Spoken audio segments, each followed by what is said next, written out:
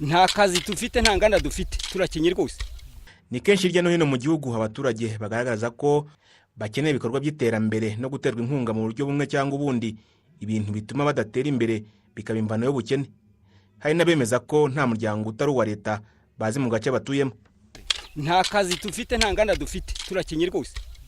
Tubonye inganda, tukabona inganda, tukabona imihanda myiza, natwe ni imihanda yacu y'ibitaka igakorwa neza ikajyamo umuhanda mwiza, tukabona dukorera amafaranga, abaturage bagatera imbere.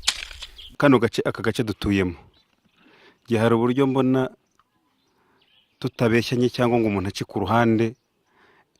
Jewe ndamutse nemeje ngo hari imiryango nterankunga tubona ahangaha naba mbeshye n'undi wese urahayanyamosa. Nubwo hari uruhare rw'umuturage n'ubuyobozi mu iterambere ry'igihugu n'iry'umuturage by'umwihariko, abayobozi mu nzego z'ibanze berekana ko hari imwe mu miryango itari ya leta ifatwa nk'abafatanyabikorwa mu iterambere, ariko ikaba idakozwa gushyira mu bikorwa gahunda akarere runaka kateguye, ahubwo iyo miryango igakora mu nyungu z'abayiha inkunga. Uriya mufatanyabikorwa rero azavuye kuri headquarter, bamuhaye ingengo y'imari, ariko banamweretse imirongo migari yagiye kujya gukoreramo, idahuje rero na realite ibiri mu karere. Ubushakashatsi bwakozwe na Never Again Rwanda na Interpeace guhera muri 2017 bwerekana ko hari uruhare imiryango itari ya leta yagize mu kubaka igihugu nyuma ya jenoside yakorewe abatutsi mu 1994, ariko nanone ngo bakeneye gushyira imbaraga mu guha abaturage ijambo igihe hari kigiye kubakorerwa. Nuko abaturage bakwiriye kugira ijambo, abaturage bakwiriye kugira ubushobozi,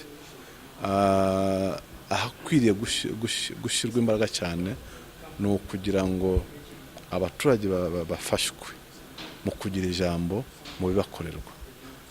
Muri iki gihugu dufite espace kuva ku mudugudu kugera ku rwego rwo hejuru.